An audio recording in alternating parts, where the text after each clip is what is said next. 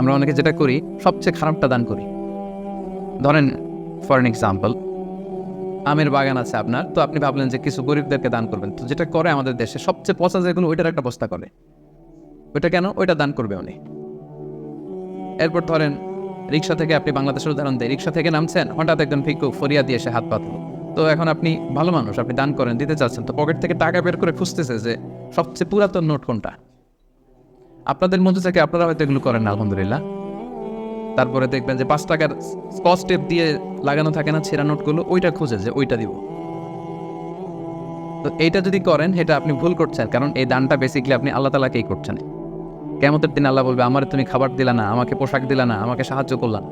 বনি আদম বলবে, আল্লাহ বলেন কি, আপনি খাবার চাইলে তো সারা দুনিয়ার সব দামি দামি খাবারের বস্তা আপনার কাছে এনে দিতাম, আপনি পোশাক চাইলে তো আমারটাই খুলে দিতাম। আল্লাহ বলতেন, ওই যে অসহায় পীড়িত দুস্থ সুবিধা বঞ্চিত মানুষগুলোকে খাওয়ালে আমাকে খাওয়ানো হতো, তাদেরকে পড়ালে আমাকে পড়ানো হতো। তো এই যে আপনি ছিঁড়া নোটটা যে গরিবের হাতে দিলেন, আসলে ওইটা আল্লাহরে দিয়েছেন আপনি।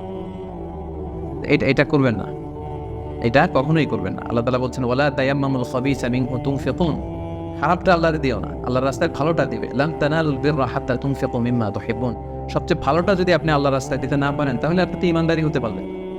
পুণ্য ততক্ষণ পর্যন্ত হাসিল হবে না যতক্ষণ না তুমি যেটা পছন্দ করো ওইটা যতক্ষণ তুমি আল্লাহর রাস্তায় দিতে না পারো, ততক্ষণ পর্যন্ত পুণ্য হাসিল হবে না। তাই দানের দৃষ্টিভঙ্গির 2 নম্বর পয়েন্ট হচ্ছে, আমরা ভালোটা দেবো খুঁজে খুঁজে।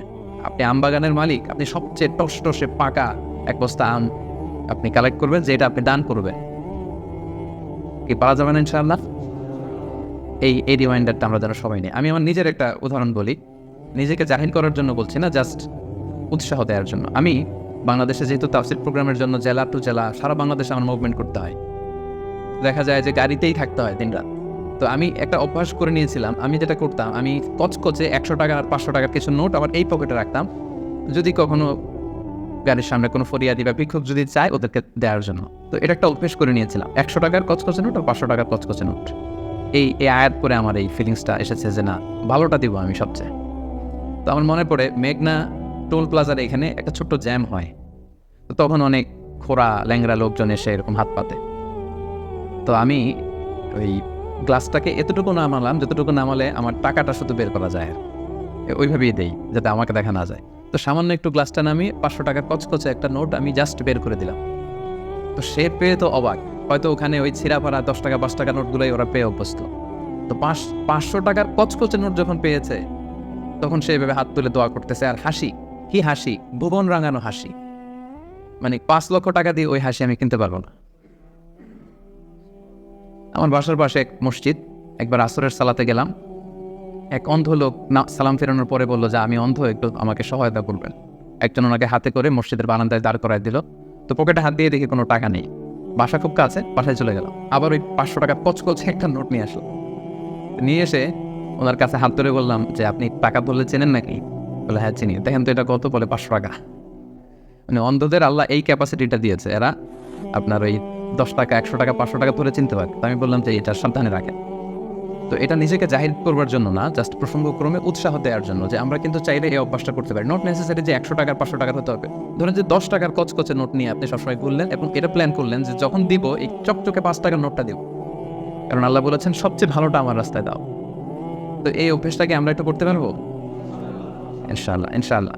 এই অভ্যেসটা যেন করি। তো প্রয়োজনের অতিরিক্তটা দিবেন, প্রয়োজন অতিরিক্ত, এটা একটা গুরুত্বপূর্ণ ব্যাপার।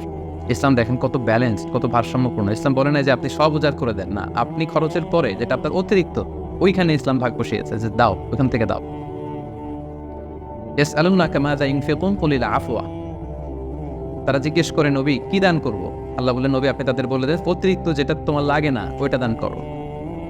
আল্লাহ রাসূল সাল্লাল্লাহু আলাইহি ওয়াসাল্লাম, ওই যে বলেছিলাম ওনার ডিকশনারিতে কি নাই, আল্লাহ রাসূল সাল্লাল্লাহু আলাইহি ওয়াসাল্লাম ডিকশনারিতে কি নেই, মানে কেউ চাইলে না বলতে পারতেন না উনি।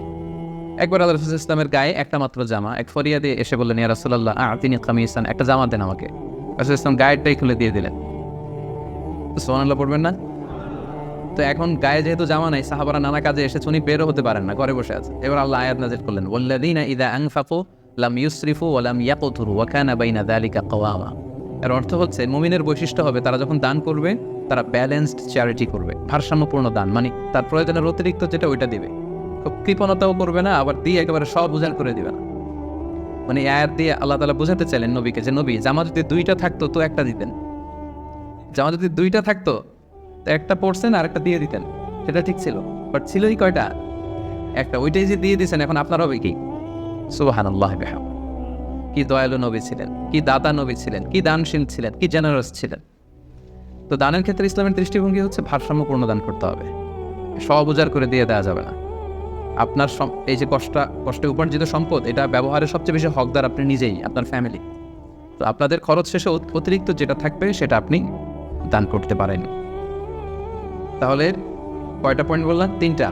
আপনাদের মনোযোগ আছে তো, নাকি কষ্ট হচ্ছে? এই তো আর কিছুক্ষণ পরে আমরা ইফতারি করবো ইনশাআল্লাহ। 4 নম্বর পয়েন্ট হচ্ছে দানে শো অফ থাকতে পারবে না, মানে লোক দেখানোর জন্য দান করা যাবে না। এটা আমরা অনেকে করে ফেলি, দেখানোর জন্য। আমারে বড় শিল্পপতি বলবে, দানবীর বলবে, হাতেম তাই, হ্যাঁ আমার নাম পত্রিকায় আসবে। এই টেন্ডেন্সি নিয়ে যদি আপনি দান করেন, সব শেষ। শো অফ করা যাবে না। লোক দেখানোর জন্য যদি দান করেন, সে দান আল্লাহ তাআলা কবুল করে না। কিয়ামতের দিন আল্লাহ অনেক দানশীলকে বলবে, তুমি জাহান্নামে যাও, go to the hell fire. দানশীল বলবে, আল্লাহ আমি জাহান্নামে যাবো কেন? আমি তো এতিমখানা করলাম 40টা, মসজিদ বানাই দিলাম 50টা, এরপর মাদ্রাসা বানাই দিলাম এতগুলা, আমি জাহান্নামে যাব? আল্লাহ বলবেন যে তুমি তো এই দানগুলো করেছিলে যে লোকজন তোমাকে বাহাবা দিবে, ওই বাহাবা তো দুনিয়াতে তুমি পেয়েছোই, তো আমার কাছে কি চাও? Go to the hell fire, যাও জাহান্নামের আগুনে যাই ঢুকো। তা আমরা কি ওইরকম দানশীল হতে চাই নাকি? আল্লাহ তুমি আমাদেরকে হেফাজত করো। আমরা যতটুকু দান করবো শুধুমাত্র কেবলমাত্র একমাত্র আল্লাহর সন্তুষ্টির জন্য দান করব। মনে থাকবে তো সবার ইনশাআল্লাহ। গোপনে দান করাটা এটা বেশি ভালো। প্রকাশ্যে দান করা যায়, এটা ভালো, বাট গোপনে দান করা বেশি ভালো। আল্লাহ তাআলা বলছেন, ইন তুবদু সাদাকাতি ফানি'মা হিয়া ওয়া ইন তুখফুহা ওয়া তু'তুহাল ফুকারা ফাহুয়া খায়রুল লাকুম। তুমি যদি দেখিয়ে দান করো, এটা ভালো, এটা খারাপ না।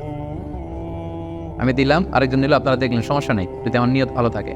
বাট যদি গোপনে দান করতে পারে, এটা হচ্ছে শ্রেষ্ঠ দান। এর চেয়ে শ্রেষ্ঠ দান আনতে পারে না গোপনে দান। 7 শ্রেণীর ব্যক্তিকে আল্লাহ তাআলা কিয়ামতের দিন ওনার আরশের নিচে ছায়া দিবেন, যেদিন আল্লাহ দেয়া আরশের ছায়া ছাড়া আর কোনো ছায়া থাকবে না। এই 7 শ্রেণীর ব্যক্তির মধ্যে 1 শ্রেণীর ব্যক্তি হচ্ছে যারা গোপনে দান করে, এত গোপনে দান করে যে তার ডান হাত কি দান করলো, বাঁ হাত সেটা টের পায় না। সুবহানাল্লাহ। গোপনে দান, গোপনে। আরব দেশে এই কালচারটা আছে। এই রমজানে এরা এত দান করে, তাহাজ্জুদের আগে দিয়ে বের হয়, একটা প্যাকেটের ভেতরে কিছু ইফতারি সামগ্রী, কিছু সাহুর সামগ্রী, আর ধরেন 500 রিয়ালের একটা নোট বাড়ির সামনে আস্তে করে রেখে দিয়ে আবার ড্রাইভিং করে চলে যাবে। এরকম 500টা বাড়ি, 100টা বাড়ির সামনে দিয়ে বাস শেষ। কে দান করলো তাও জানলো না, কিভাবে কি হলো কেউ টেরও পায়নি। যার পাওয়া দরকার সে পেয়ে গেছে, যার সওয়াব দরকার সে সওয়াব আল্লাহর কাছ থেকে নিয়ে নিয়েছে। এই যে গোপনে দানটা আল্লাহ তাআলার কাছে খুব বেশি প্রিয় এবং এটা খুব পাওয়ারফুল একটা ব্যাপার। কতটা পাওয়ারফুল আমি একটা হাদিস শোনাই, লম্বা হাদিস, সময় আমাদের হাতে কম, সংক্ষেপে বলি। আল্লাহ যখন এই পৃথিবী সৃষ্টি করলেন, পৃথিবী কাঁপছিল।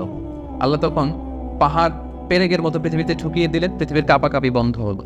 ফেরেশতারা অবাক, আল্লাহ পাহাড়ের এত শক্তি যে আপনি পাহাড়কে কেটে দিলেন, পৃথিবীর কাঁপাকাঁপি বন্ধ হয়ে গেল। ইয়া রাব্বি হাল মিন খালকিকা আশাদ্দা মিনাল জিবাল, আপনার সৃষ্টিকুলের মধ্যে পাহাড়ের চাইতেও শক্তিশালী কিছু আছে? আল্লাহ বললেন আছে। সেটা কি? আল হাদিদ, লোহা। ফেরেশতারা আবার অবাক, লোহা এত শক্তিশালী? কারণ লোহার হাতুড়ি দিয়ে পাহাড় কাটা যায়, তাই না? তখন ফেরেশতারা আবার প্রশ্ন করলো, আল্লাহ তাহলে লোহার চাইতে শক্তিশালী কিছু আছে নাকি? আল্লাহ বললেন আছে, আগুন আর নার। কারণ আগুনের ভেতরে লোহা ফেলে লোহা গলে যায়, তাই না? ফেরেশতারা আবার অবাক হয়ে বললেন, তাহলে আগুনের চাইতে শক্তিশালী কিছু আছে নাকি? আল্লাহ বললেন আছে। সেটা কি? পানি। কারণ আগুনে পানি ঢেলে দিলে আগুন অস্তিত্ব হারায়। ফেরেশতারা শুধু অবাক হচ্ছে, খালি অবাক হচ্ছে। এবার বললেন, আল্লাহ তাহলে পানির চাইতে শক্তিশালী কিছু আছে নাকি? আল্লাহ বললেন আছে। সেটা হচ্ছে বাতাস। কারণ বাতাস ঝাপটা মেরে জলোচ্ছ্বাস তৈরি করে জলের মধ্যে, পানির মধ্যে, তাই না? এক জায়গা থেকে পানি নিয়ে অন্য জায়গায় নিয়ে যায়। ফেরেশতারা আবার অবাক, বাতাস এত শক্তিশালী? ইয়া আল্লাহ, তাহলে বাতাসের চাইতে শক্তিশালী কোনো সৃষ্টিকে আপনার সৃষ্টিকুলে আছে? আল্লাহ বললেন আছে। কে? আল্লাহ বললেন ওই বনি আদম যে গোপনে দান করে। ওই বনি আদম যে গোপনে দান করে, এত গোপনে তার ডান হাত কি দিয়েছে, বাঁ হাত সেটা টের পায় না। সুবহানাল্লাহ। আল্লাকা সিররুন ইনদাল্লাহ বাইনাকা আনতা ওয়া বাইনাল্লাহ, আল্লাকা সাদাকাতুন তাখফা লা ইয়ালামুহা ইল্লাল্লাহ, আল্লাকা সিররুন ইনদাল্লাহ বাইনাকা আনতা ওয়া বাইনাল্লাহ, আল্লাকা সাদাকাতুন তাখফা লা ইয়ালামুহা ইল্লাল্লাহ। সুবহানাল্লাহ। তোমার আর তোমার রবের মাঝে এরকম গোপন কোনো ডিলিংস আছে নাকি যেটা দুনিয়ার কেউ জানে না, শুধু তোমরা জানো?